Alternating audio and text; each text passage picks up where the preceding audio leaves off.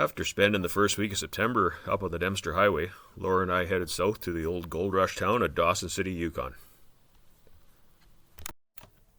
Here's a little footage of a rock quarry operation.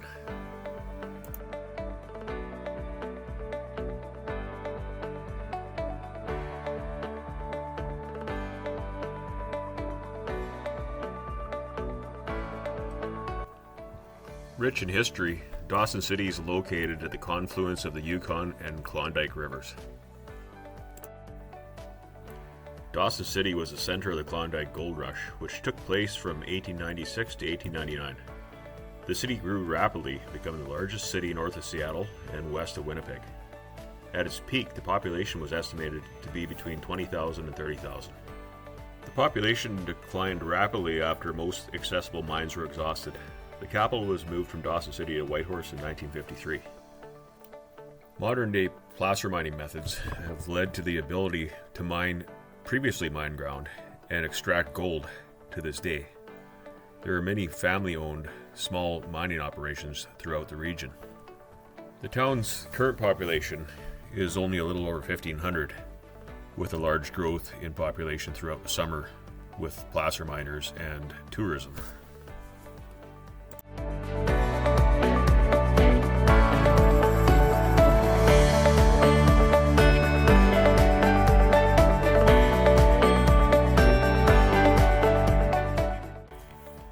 This summer on a previous trip, we met a nice local guy named Brad who let us camp at his place for only $10 a night. Right here, we're only 3K from town.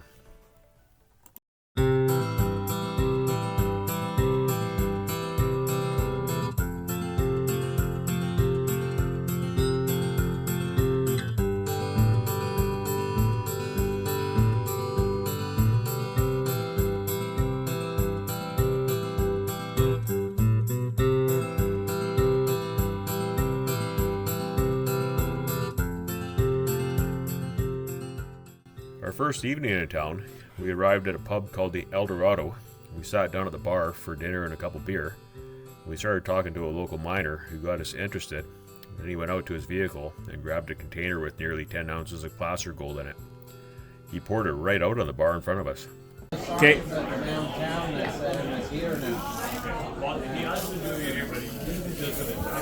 Yeah, he didn't like it at all. Too busy, too crowded. Look at that, eh? Just keeps going and going and going.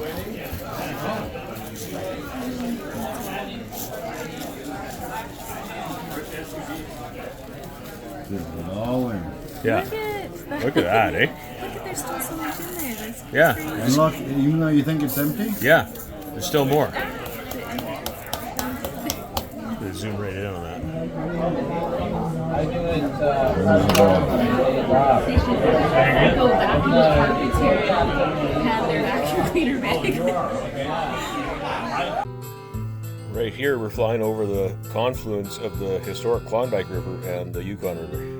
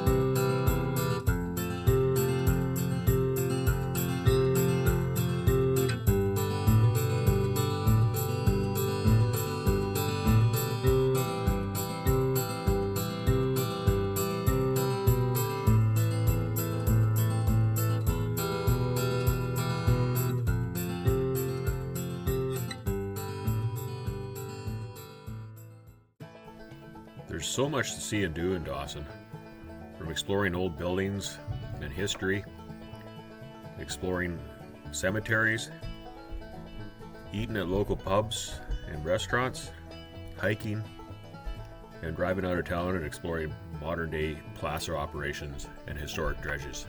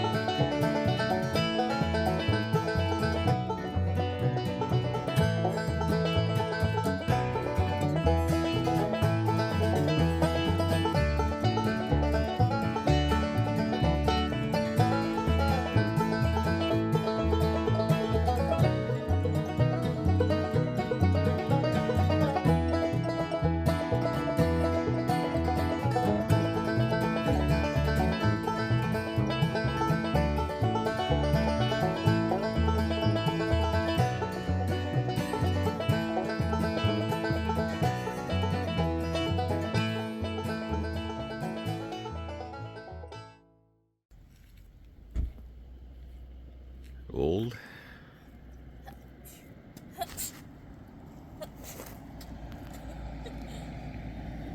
And new.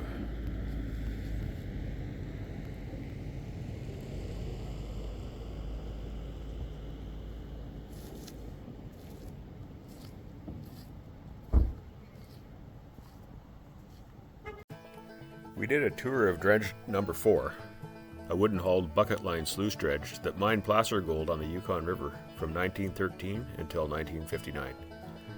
It's now located along the Bonanza Creek Road, about 13 kilometers from Dawson. With its 72 large buckets, the dredge excavated gravel at a rate of 22 buckets per minute, processing 18,000 cubic yards of material per day. It was in use from late April or early May until November each season, and sometimes throughout the winter. During its operational lifetime, it captured 9 tons of gold. These things just have a monstrosity of moving parts. A lot of them could not be lubricated because it would mess up the separation process of the gold.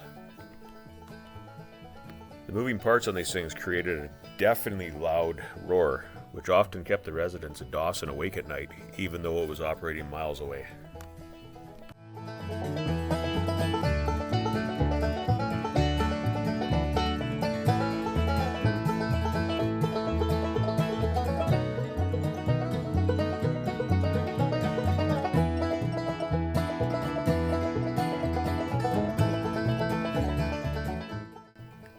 What's really cool is we can look out the window of the historic dredge and watch modern day placer mining operations happening with modern day equipment. Those huge metal rods they used to make the dredge pivot. You have all these sluice runs here. Again, they fall from different portions of the trommel into the distributor box, which is that recession down in the floor, that little hole in there. Here we'll do a flyover of the Kelson Industrial Subdivision, where a lot of the modern day mining operations are based out of.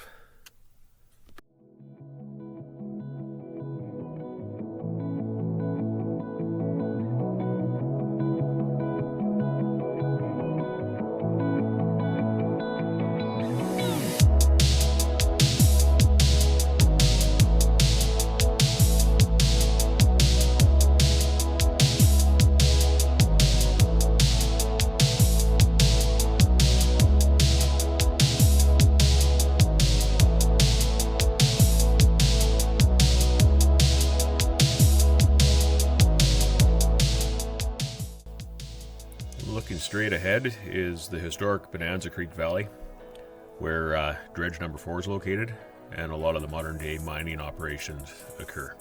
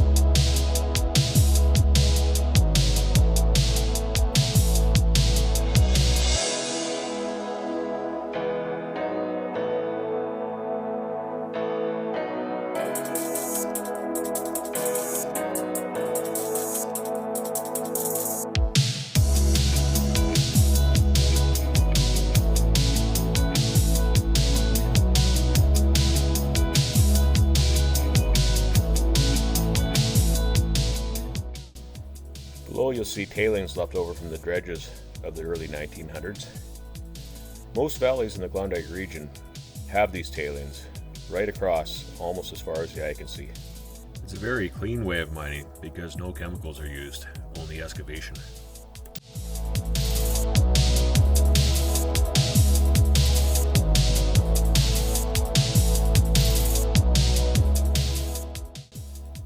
As you can see, we're even camped on a pile of leveled off tailings. It looks like Gus has made friends with the neighbor dog.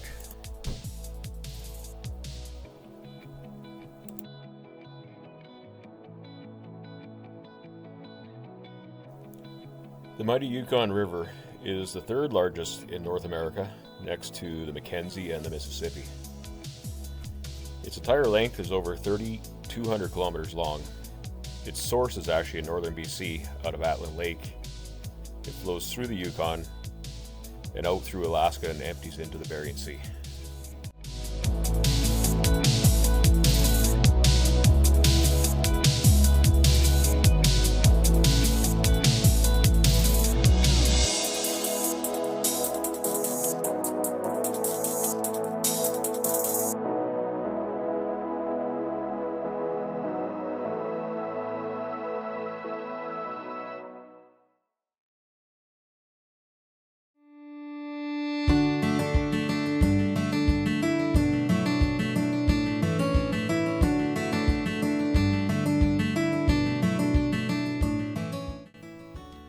The dredges floated in a pool of water and moved along slowly dredging over the months and years.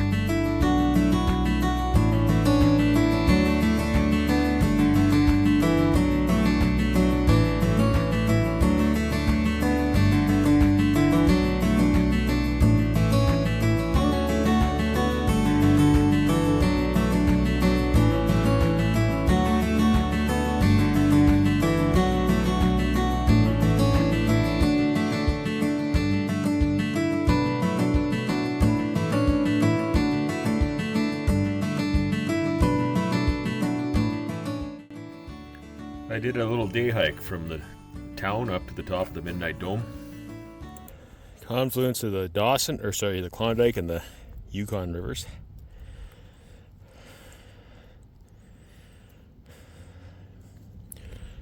And the Callison Industrial Subdivision where we're camped.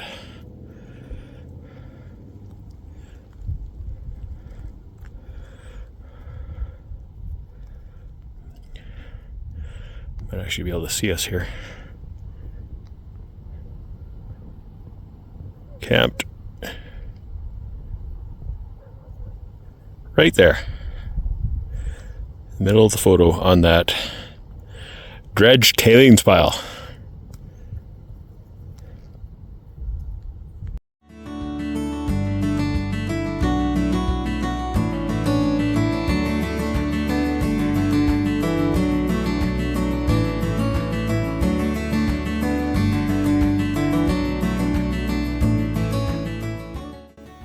Laura had a nice nap in the trailer and then took the easy way up in the pickup.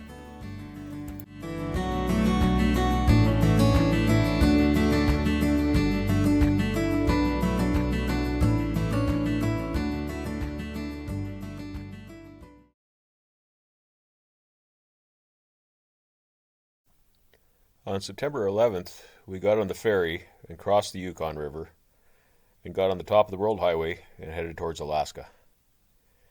This ferry is used during the summer months for tourist and local traffic for residents living on the west side of the Yukon River. In the winter, the ferry is replaced by an ice road.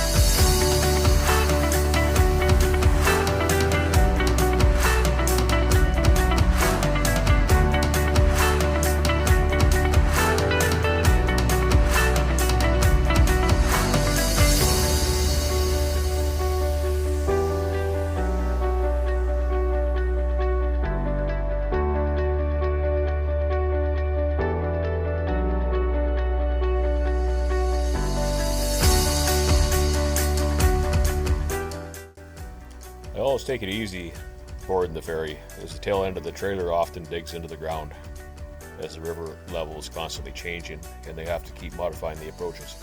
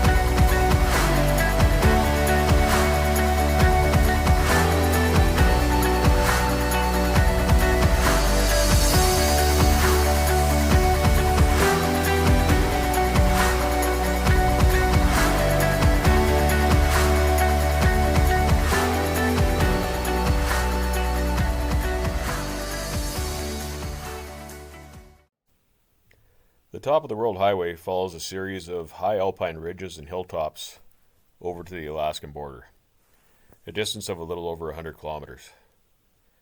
The highway is only open during the summer months. It provides tons of spectacular views.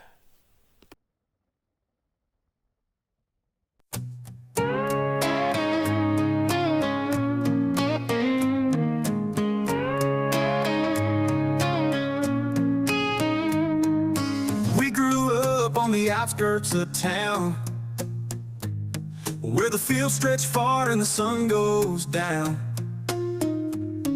Riding in trucks with the windows down low, low, blasting our music on the old radio. Friday nights at the honky-tonk bar, shooting pool, playing songs on guitar. Living for the weekend, chasing the stars, in a world where nothing's too far.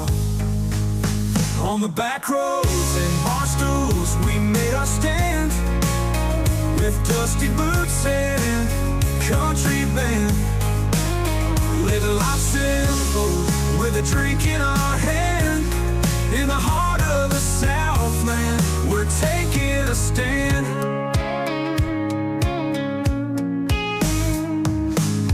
Gather around the bonfire light,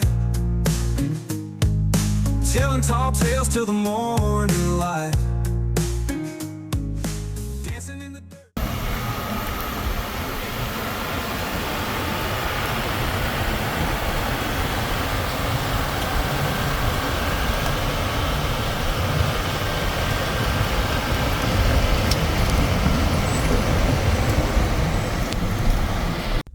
It's one of those camping spots. Top of the World Highway. Got to the Alaskan border at 7:15. Turns out the border crossing closes at 7 p.m. And it said no parking outside the border crossing. No camping. So we had to back up about a mile. And here we are on top of the world. Beautiful spot. But the memories stay of those wild nights in our country ways. We still find time for a toast and a song, for the love of the land where we belong. On the back roads and bar stools, we made our stand, with dusty boots and a country band. Living life simple, with a drink in our hand. In the heart of the Southland, we're taking a stand. So here's to the nights we won't forget, to the friendships and the silhouettes. On the back roads and bar stools, we'll always stand, proud of who we are in this promised land.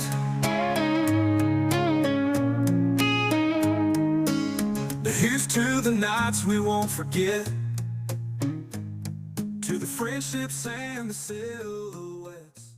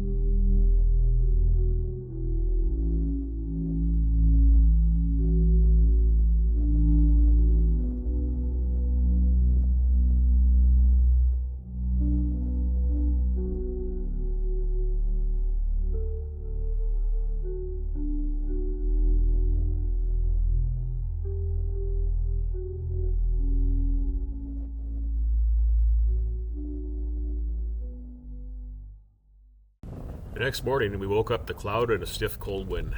We crossed the Alaskan border and carried on west to the village of Chicken.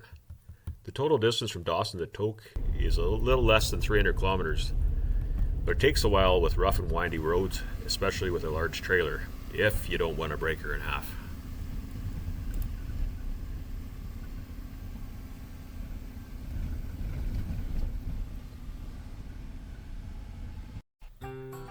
Chicken's another mining town in Alaska that's rich in history. Gold was discovered in 1886 in Franklin Gulch.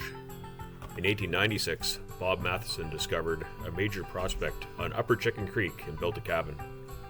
Between 1896 and 1898, more than 700 miners worked in the area. The town was originally going to be named Ptarmigan after a large population of the bird in the area. However, the miners couldn't agree on how to spell it, so they settled on Chicken instead.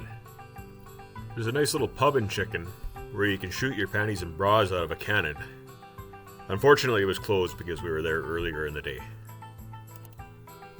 The section of highway west between Chicken and Tok is actually referred to as the Taylor Highway. It's paved, but it can quite often be rougher than the gravel section due to frost heaves and busted up pavement.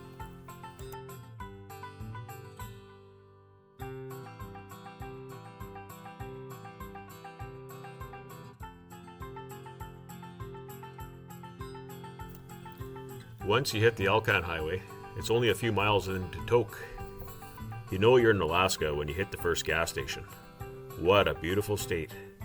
You can buy a handgun if you're an Alaskan resident, or any other gun if you prove you're of legal age. However, you might run into trouble with it crossing the border back into Canada. This is a good price. We get screwed in Canada, and BC especially.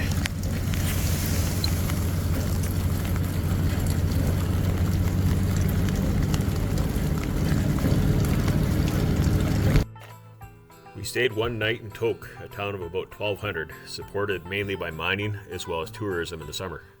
We took advantage of the affordable fuel, filling the pickup and the slip tank.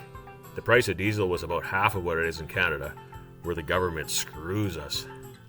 When I converted from gallons to liters, it costs about $319 for 319 liters. This worked out to $1.36 Canadian per liter, where we were paying around $1.95 to $2.40 a short distance away in the Yukon and BC. Some may argue Alaska is an oil state. Well, it is, but the oil is produced way up on the North Slope, shipped 800 miles south through a pipeline to Valdez, then shipped by ocean tanker to Washington State and refined. It's then barged north to Alaska again and trucked a few hundred miles to the remote location of Tok. You know what the big difference is? No taxes. What a beautiful state. AK. Gonna go to Fast Eddie's.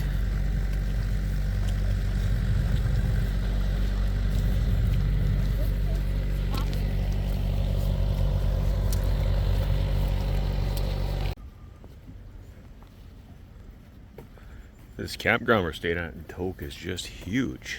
Like 170 campsites or something.